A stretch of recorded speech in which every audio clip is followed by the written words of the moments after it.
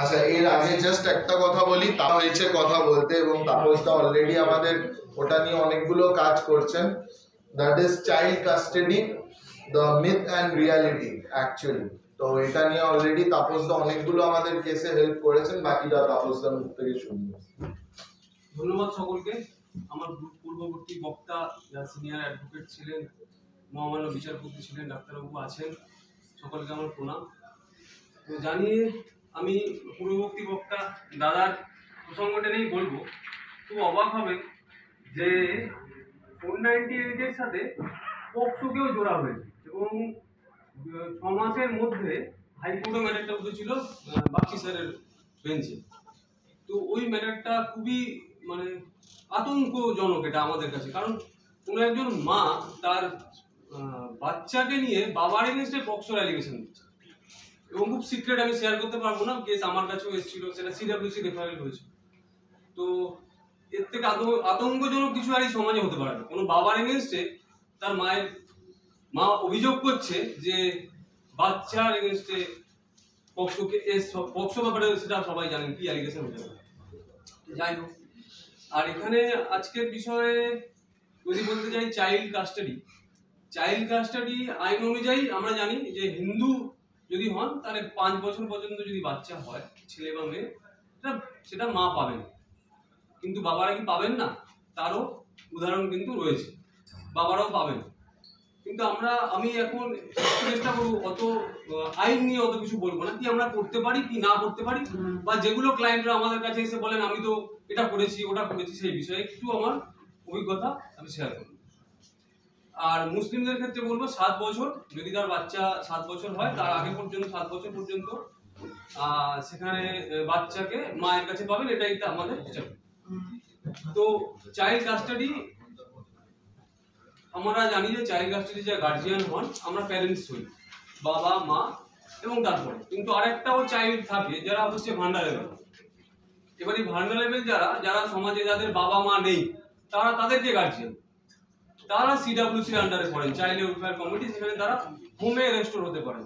এবং সেটা আমি কিছু এনজিওর সাথে কাজ করার ফলে এই সামান্য কিছু নলেজ আমার আছে। তো যাই হোক, তো আর একটাও চাইল্ড ওয়েলফেয়ার কমিটি যেটা গার্জিয়ান হতে পারেন যাদের প্যারেন্টস নেই, তো তারা হতে পারেন। আর আমি তো ভেবেছিলাম যে আজকে বাবা তাদের ফেভারিট সবসময় বলবে, যেহেতু আমরা বাবাদের হয়ে ম্যাক্সিমাম কেস করে যাই, কিন্তু মায়েরাও সবাই সমান। আজকে তো হিউম্যান রাইটস ডে, সবার সমান অধিকার, সেই বিষয়ে কথা বলবো, চেষ্টা করবো যতটুকু জানি বলা। তো বাবাদের আমি শুনেছি যারা আসেন কোর্টে এসে বলেন যে ধরুন ঝুট ঝামেলা হয়ে গেছে, 498 সবকিছু হয়ে গেছে, হয়ে যাওয়ার পরে কি বলেন, আমার তো বাচ্চা রয়েছে, আমি আমার বাচ্চাকে বাড়িতে দেখতে গেছিলাম, কিন্তু গিয়ে দেখলাম যে আমার এগেইনস্টে আরেকটা কেস হয়ে গেল, কমপ্লেন, আমি মারধর করেছি, হাউস ট্রেসপাসিং হয়েছে, এই রকম এলিগেশন দিয়ে আরেকটা এফআইআর হয়ে যায়। তো আমরা যাই না, বা অনেকের ক্ষেত্রে হয় না, মানে কমপ্লেনটাই হয় না। তো আপনারা সেটা বোঝার চেষ্টা করুন যে কেউ কমপ্লেন করলো, বা যখন কারোর এগেইনস্টে কমপ্লেনটা হলো না, সেখানে কিন্তু একটা চান্স আছে, আপনারা আবার যান, বলে না তাড়িয়ে দিয়েছে, গালি নোংরা ভাষা ইউজ করেছে, আমরা আর যাবো না। কিন্তু আপনারা যান, কারণ আপনাদের ওই যখন আমরা গার্ডিয়ানশিপের কেস করতে যাই, তখন কিন্তু কোর্টে এটা আমাদেরকে বলতে হয়, যদি দেখাতে পারি যে আপনি বাচ্চাটাকে সত্যিই বাচ্চাটাকে নিতে চান, লোক দেখাবার জন্য নয়। ওই লোক দেখার জন্য গেলাম, একটা অ্যামাজন বা ফ্লিপকার্ট থেকে একটা গিফট পাঠিয়ে দিলাম, সেটা রিফিউজ করে দিল, একবার তো করেছি, রিফিউজ করে দিয়েছে, আপনার তো টাকাটা রিটার্ন এসছে, আবার করুন না, 10 বার করুন, 10 বার যান, যাওয়ার আগে থানায় একটা ডায়েরি করে যান যে আমি যাচ্ছি, ঠিক আছে, সঙ্গে আরেকজনকে নিয়ে যান।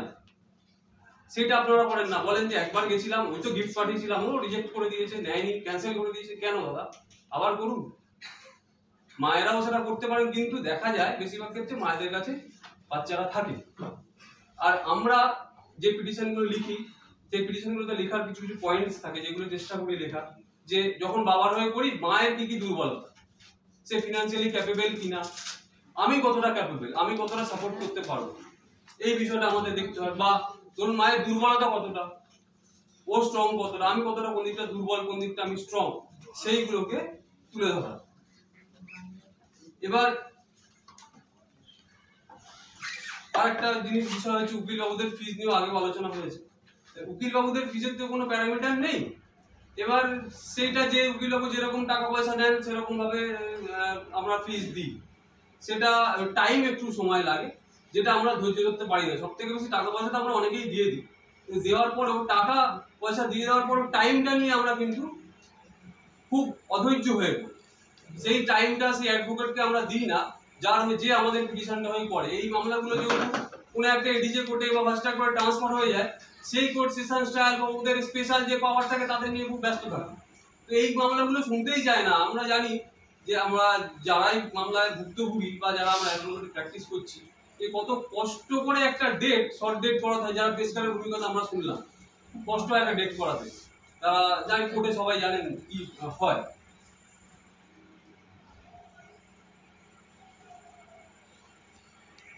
সেপারেশনের ক্ষেত্রে যেটা হয়ে থাকে, আমরা বাচ্চা যারা মানুষ করবো, বাবা মাদের আমি একটু আইনের এবার অন্যদিকে যাওয়ার চেষ্টা করবো। যে বাচ্চা মানুষ করার দায়িত্ব কিন্তু উভয়, বাবা মা দুজন, যারা আমরা বাবা মা যারা রয়েছে সবাই জানি।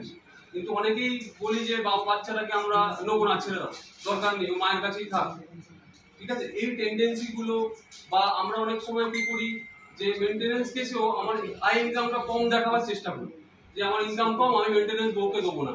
এটা কিন্তু যদি আপনার বাচ্চা থাকে, আপনার এগিয়ে যায়, যখন আপনি কাস্টাডি ট্রায়ালে কাস্টাডির জন্য বাচ্চার কাস্টাডির জন্য কেস করবেন, তখন কিন্তু ওটাই আপনার ওয়াইফ গিয়ে দেখাবে যে তোমার তো ইনকাম কম, তুমি কি করে বাচ্চা মানুষ করবে।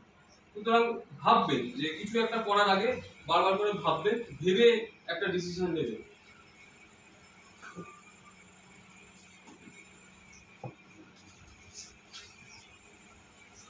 আর রিসেন্ট জাজমেন্ট তো একটা এসেছে, আমরা জানি একটা দিল্লি সুপ্রিম কোর্ট আমাদের জাজমেন্ট দিয়েছেন, যেখানে এক বাচ্চা যেখানে ইউএসএ তে তার বাবা তাকে মানুষ করেছেন, এবং অনেকেই জানেন মানুষ করেছেন। মা ব্যাঙ্গালোরে চলে এসেছিলেন, গল্পটা ছোট করে বলছি, চলে এসেছিলেন। তো বিভিন্ন ইউএসএ কোর্টে মামলা হয়, এখানে কানাডা হাইকোর্টে মামলা হয়, শেষ পর্যন্ত সুপ্রিম কোর্টে মামলাটা যায়।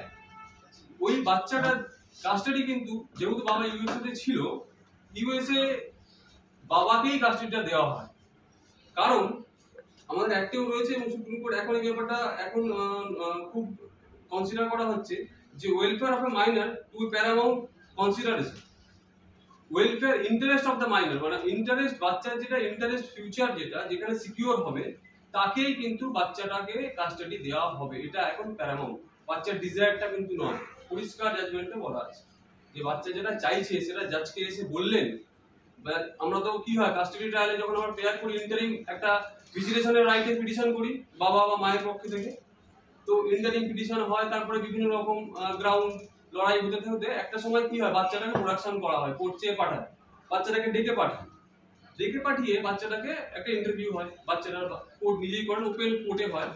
তো বাচ্চাটার সাথে বিভিন্ন রকম কথাবার্তা, কাউন্সিলিং প্রসেস যেরকম থাকে জাজ ফলো করেন, করে বাচ্চাটার একটা মত জানতে চান।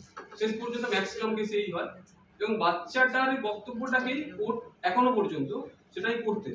কিন্তু লেটেস্ট জাজমেন্ট এটা রয়েছে, আমরা এই ব্যাপারটা নিশ্চয়ই ফোকাস করবো ভবিষ্যতে কোর্টে। আর যেটা আমি বলতে চাইছিলাম যে এই ক্ষেত্রে যখন কোর্ট বাচ্চাটার কে ইন্টারভিউ করছেন, তার সাইকোলজি আমরা ধরে নিই যে বাচ্চাটা যেহেতু মায়ের কাছে আছেন, ধরে নিলাম মায়ের কাছে আছেন বা বাবার কাছে, তো সে যার কাছে ছিলেন ম্যাক্সিমাম সময়টা দেখা যায় বাচ্চা বলে যে আমি বাবার কাছেই চলে যাব, বা মায়ের কাছে আছেন বলে মায়ের কাছেই চলে যাবো, আমি ওখানে যাবো না। বাচ্চাটা যে টিউটার নয়, আমরা কিন্তু সেটা পরিষ্কার করতে পারি না যে বাচ্চাটা টিউটার নয়। কারণ আমার ব্যক্তিগতভাবে মনে হয় যে বিচারপতিদের সম্মান দিয়েই বলছি, যারা সাইকোলজিস্ট হন বা কাউন্সিলর হন, সেই এক্সপার্টিসটা তাদের কাছেই থাকে।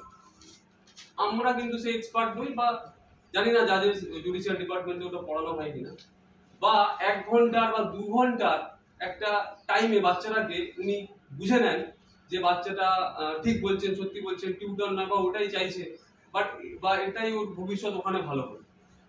সেক্ষেত্রে যেটা হয় পক্সো কেসে, পক্সো যেহেতু এখানে আলোচনা হচ্ছিল, পক্সোতে দেখবেন সাপোর্ট পারছেন, যদি কোনো পক্সো ভিকটিম হয় তাকে সিডব্লিউসিতে প্রোডাকশন করা হয় উইদিন 24 আওয়ার্স, এবং যদি মনে হয় প্রয়োজন তাকে সেন্টার হোমে পাঠানো হয়, সেখানে কাউন্সিলিং সেশন বিভিন্ন রকম চলে। তো আমাদের এখানে সেই স্কোপটা নেই যে ও সত্যি বলছে না মিথ্যে, টিউটার না টিউটার না, ওর সাইকোলজিক্যাল কন্ডিশনটা কি, মেন্টালি ও কি চাইছে, প্রেসার ক্রিয়েট হয়েছে নাকি সত্যিও বলছে। এই জায়গাটা আমি জয়ন্তদাস নেই, ওনার সাথে একটুখানি কথা বলছিলাম, উনি বলছিলেন আমরা তো মিডিয়েশন করতে পারি, কিন্তু মিডিয়েশনে কোনো সাইকোলজিস্ট থাকেন না, এটা দুঃখের বিষয়। যদি ধরুন 24 আওয়ার্সের মধ্যে সিডব্লিউসি প্রোডাকশন করা হলো না, পক্সোর ক্ষেত্রে সেক্ষেত্রে কি হবে? আপনি তা আপনার এগেইনস্ট অ্যাকশন, আমি অ্যাকশনের পথে যাচ্ছি। বাচ্চাটার ক্ষেত্রে সিডব্লিউসি কার্ডে প্রোডাকশন করা হলো না উইদিন 24 আওয়ার্স, ল্যাকিং অফ লকে মানা হলো না, গাইডলাইন মানা হলো না, সেক্ষেত্রে কোর্টের কি ভূমিকা আর প্রসিকিউশনের কি ভূমিকা, ডিফেন্সের কি ভূমিকা? পক্সোর ক্ষেত্রে আপনাকে আমি উত্তর দিয়ে দিচ্ছি। তো এই বিষয়টা আমি শেষ করি, সেখানে কিন্তু কোনো রকম আপনার কাউন্সিলর নেই। আমি বলবো যে এই ফোরামের মাধ্যমে অল বেঙ্গল মেন্স ফোরাম বা লিগাল কনক্লেভের মাধ্যমে যে ওখানে একজন কাউন্সিলরও থাকুন, এবং আমরা ওই পিটিশনটা করে বলতে পারি মিডিয়েশনে তার কাউন্সিলিংটা হোক, সত্যিই কি চায় সেটা কিন্তু আমরা জানতে চাই। যাই হোক, আমার বক্তব্য এখানেই শেষ হচ্ছে। স্যার একটা প্রশ্ন করেছেন পক্সোর ক্ষেত্রে, স্যার এখন আপনি যদি না করেন তাহলে বেনিফিটটা ডিফেন্স পাবেন, যে আপনি উইদিন 24 আওয়ার্স ওখানে ওকে প্রডিউস করেননি, কিন্তু ইন্টিমেশন দেননি। কোর্ট এখন আমাদের এখানে কোর্টে পক্সো নিয়ে খুব লড়াই চলছে। পক্সোতে দেখবেন এই সাপোর্ট পার্সন যেটা বললাম, support person order CWC pass করে, সেই সাপোর্ট পার্সন যে কাউন্সিলিং হলো, সেই যে কি রিপোর্ট দিল, এইচআর যেটা বলি আমরা, হোম ইনভেস্টিগেশন রিপোর্ট, সেই রিপোর্ট বা কাউন্সিলিং রিপোর্ট কি কোর্টে এসে পৌঁছয়? আপনি আজ পর্যন্ত দেখেছেন? দেখেননি। ওটা সিডব্লিউসিতেই পড়ে থাকে। এভিডেন্সের সময় যখন ভিকটিমের আপনার এভিডেন্স হয়, সেই রিপোর্টটা কি কখনো দেখেছেন যে বাচ্চাটা কতটা তার যে মানসিক অত্যাচার যেটা হয়েছিল বা যেটা ট্রমাটাইজড, সেই ট্রমা থেকে কি বেরিয়ে এসছে? সেটা কাউন্সিলরই বলতে পারে। সেটা কিন্তু কোর্টে কখনো আসে না বা দেখতেও চাই না। রিসেন্টলি যিনি আলিপুরের এডিজে কোর্ট এসছে, উনি সিডব্লিউসির ব্যাপারে একটু ইন্টারফেয়ার করছেন। আর টাইমে যদি পক্সো একদম টেকনিক্যাল কেস, কিছু গাইডলাইন মানবেন না, বেনিফিট ডিফেন্স পাবে। ধন্যবাদ সকলকে।